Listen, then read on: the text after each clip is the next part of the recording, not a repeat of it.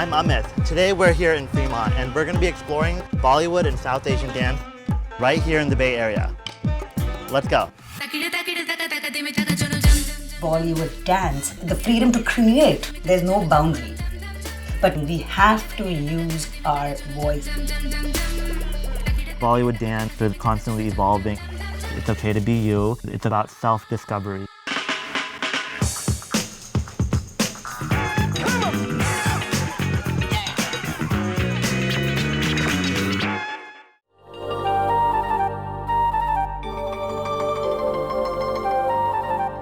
Fremont is in the heart of Silicon Valley.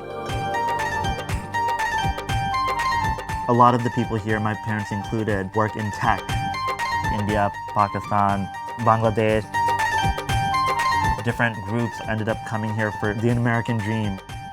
There's so many different ways everyone goes about navigating how they incorporate their own culture within a brand new culture.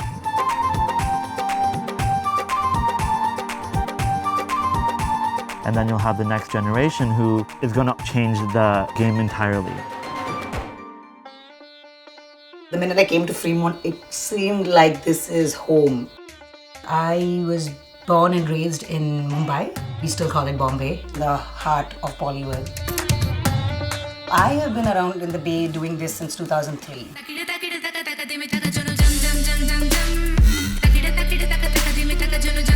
Bollywood dance, the freedom to move is so vast.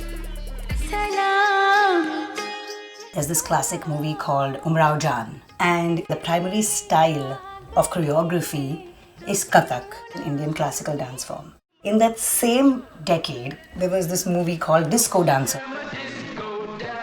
That is also Bollywood dance. The movie Tezab, that choreography, it had influences of jazz, it had quintessential Bollywood moves. There are no boundaries. I grew up watching Bollywood movies as an escape, also as a way to connect to our roots.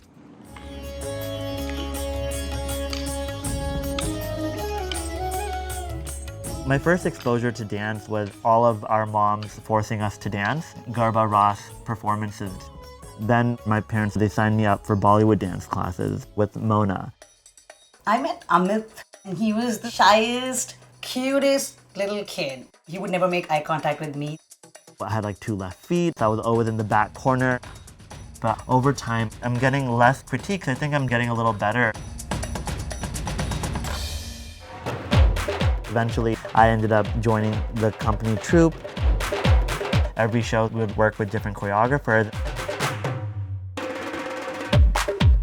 It was something for the community, but also for us. Mona really shaped a generation of dancers. Dancing in a Bollywood company was our way to live out our movie fantasies. But as a kid watching Bollywood, I didn't necessarily question Bollywood being so heteronormative. All those traditional gender roles and expectations of a male dancer that I would also be placed in, I didn't resonate with that.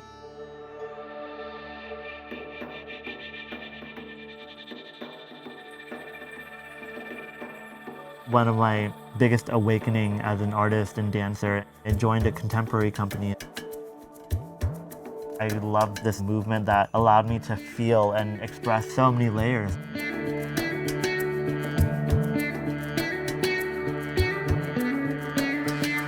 I didn't feel like I had to alter who I was. I belonged. Eventually, I started my own thing. I taught my first Bollywood Heels class in 2016. I didn't intend for that to be my coming out, but I felt so empowered.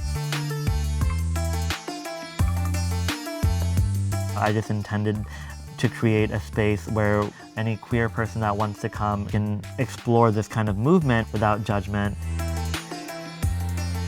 And also tie that in with culture, because in our South Asian community, that never existed. Now from here, your other hand is going to be swinging at the wrist. In India, it's a very collectivist culture, right? It's all about we as a community rather than I as an individual. 1, 2, 3. I make my classes about self-discovery. 7. I try to make it a point, if the choreography doesn't resonate, if it's too feminine, too masculine, change it. It's always about finding your own voice.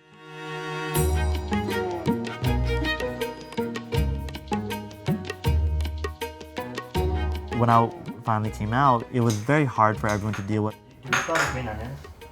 During COVID times, it's nice to use this time wisely to really just connect with my family, and we're all coming to terms with it differently.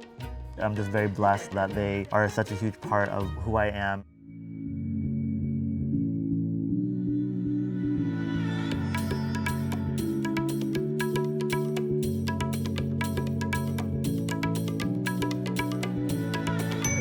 Amit, I believe that he is very, very courageous. He's liberated himself in so many ways.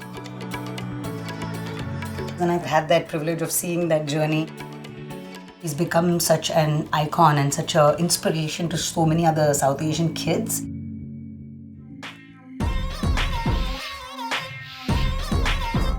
I found my purpose and my why, and as long as that's there, I'm gonna keep teaching dance all across the globe, spreading my philosophy on embracing your identity.